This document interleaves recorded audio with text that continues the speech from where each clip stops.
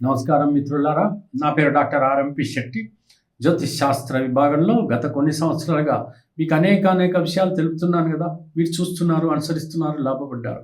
ఇప్పుడు మరో విషయాన్ని నేను చెప్తాను. అదేంటంటే సింహరాశి వారికి మార్చి మాసం 2025 సంవత్సరంలో మరి మాస ఫలితం ఎలా ఉంటుందో వివరిస్తున్నాను. జాగ్రత్తగా వినండి.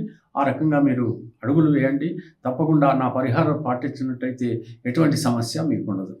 ఈ యొక్క సింహరాశి వారికి వచ్చేటప్పటికి ఏమవుతుందంటే, సింహరాశికి 2వ స్థానంలో కేతు ఉన్నాడు. కేతు దేనికి కారకుడు అంటే ధనానికి సంబంధించినటువంటి కొన్ని సమస్యలను కలుగజేస్తాడు. అంటే ఏమిటనంటే రావాల్సిన డబ్బు సమయానికి చేతికి అందకపోవడం, కొన్ని ఇబ్బందులకు గురి అవుతూ ఉండడం. అయినప్పటికీ కూడా గురువు యొక్క దృష్టి పడుతుంది కాబట్టి ఎటువంటి బాధ లేదు. ఎందుకంటే డబ్బు మీ చేతిలో లేకపోవచ్చు, మీ పాకెట్లో లేకపోవచ్చు, మీ బ్యాంకుల్లో లేకపోవచ్చు, కానీ అవసరానికి మాత్రం ఏదో రకంగా గురువు మీకు అందించేటువంటి పరిస్థితి ఏర్పడుతుంది.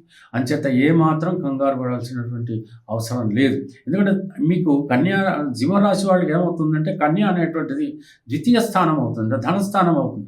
ఆ స్థానాన్ని ఎప్పుడైతే గురువు చూస్తాడో తప్పకుండా మీకు ఆర్థిక సౌలభ్యం మాత్రం అతను కలగజేస్తాడు. ఇకపోతే మరో విషయం ఏంటంటే, ఇక్కడ 7వ స్థానంలో 2 గ్రహాలు ఉన్నారు.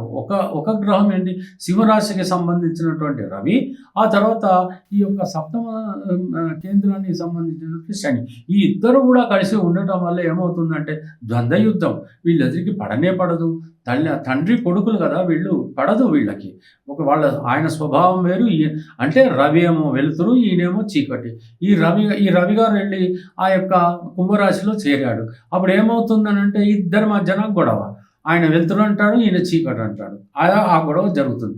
అంటే ఇక్కడ అర్థం అవ్వాల్సింది ఏంటనంటే, ఇక్కడ మనకి వెలుగులో ఇప్పుడు సపోజ్ మొత్తంగా లైట్ ఉంటే పర్వాలేదు, ఒక క్షణము లైట్ ఉండి ఒక క్షణం చీకటి ఉంటే ఏమైపోతుందండి? మీరు కన్ఫ్యూజన్లో పడతారా లేదా? మీరు టీవీ చూస్తున్నారు అనుకోండి, ఆరిపోతూ ఉంటే మీ టీవీ పాడైపోతుంది. అలాగే వెలుతురు చీకటి అన్నప్పటికీ మీ బుర్ర పాడైపోతుంది. అటువంటి పరిస్థితుల్లో ఈ రవి శనులు ఇద్దరు కూడా ఈ స్థానంలో చేరారు, కేంద్ర స్థానంలో చేరారు. ఇది ఎవరి స్థానంలో చేరారు? కళత్ర స్థానంలో చేరారు. కాబట్టి భార్యాభర్తల మధ్యన ఒక రకమైనటువంటి కన్ఫ్యూజన్ మాత్రం క్రియేట్ అవుతుందని మనం చెప్పచ్చు. అది మెయిన్ మనకు అవసరం. కాకపోతే ఆరోగ్యం బాగానే ఉంటుంది, మోకాళ్ళ నొప్పులు కలుగుతూ ఉంటాయి, కొంత వాత శరీరం ఉన్నటువంటి వాళ్ళకి కొన్ని సమస్యలు కలుగుతూ ఉంటాయి. అంటే ఇది ఒక కన్ఫ్యూజన్ అనేటువంటిది క్రియేట్ అయినటువంటి సమయము అని మనం చెప్పాలి. మళ్ళీ 8వ స్థానంలో ఎలా ఉంది అని అంటే, రాహు కానీ మరి శుక్రుడు కానీ బుధుడు కానీ ఆ తర్వాత ఈ యొక్క మన నెప్ట్యూన్ కానీ వీళ్ళందరూ చేరారు. కాబట్టి 8వ స్థానంలోకి వచ్చేటప్పుడు అన్ని కష్టాలే. అంటే ఏదో ఒక రకమైనటువంటి సమస్య. ముఖ్యంగా మీరు చూస్తున్నారు కదా, రాజకీయ నాయకుల్లో ఏమైనా శాంతియుతమైనటువంటి సమస్యలు, ఏదైనా పరిష్కారాలు దొరుకుతున్నాయా? వీళ్ళ మీద వీళ్ళు గొడవ పడుతున్నారు కదా. అలాగే సింహరాశి వాళ్ళందరూ కూడా ఏదో ఒక రకమైనటువంటి అశాంతి, ఏదో ఒక రకమైనటువంటి ఘర్షణ, ఏదో ఒక రకమైనటువంటి సమస్య ఇలా కొట్టుమిట్టాడుతూనే ఉన్నారు. అటువంటి సమస్యల్లో ఉన్నటువంటి పరిస్థితుల్లో సింహరాశి వాళ్ళు ఏ రకంగా ప్రశాంతంగా ఉంటారు చెప్పండి? ఉండలేరు కదా. అయితే ఇక్కడ 11వ స్థానంలో కుజుడు ఉన్నాడు. దీనివల్ల ఏమవుతుందంటే ఏదైనా ప్రాపర్టీస్ అమ్మాలనుకుంటున్నటువంటి వాళ్ళు ఈజీగా అమ్మేసుకుంటారు, కొనాలనుకున్నటువంటి వాళ్ళు కొనుక్కునేటువంటి అవకాశాలు కూడా ఖచ్చితంగా ఉంటాయి. దశమంలో గురువు ఉన్నాడు కాబట్టి ఉద్యోగాలు లేనటువంటి వాళ్ళకి ఉద్యోగం దొరికేటువంటి అవకాశాలు ఉంటాయి, ప్రమోషన్లు దొరికేటువంటి అవకాశాలు ఉంటాయి. ఏదైనా కోర్టు కేసుల్లో ఉంటే ఏదో జయించేటువంటి పరిస్థితులు ఏర్పడవచ్చు.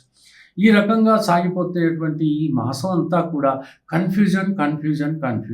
ఒక రకమైనటువంటి స్తబ్దత, ఒక రకమైనటువంటి సమస్య, అర్థం కానటువంటి స్థితిగతులు ఇలా ఉంటాయంటే ఇదంతా ఎందుకు ఏర్పడిందంటే శనైశ్వరుడు మీ యొక్క రాశిని చూడటమే ప్రధానమైనటువంటి కారణము.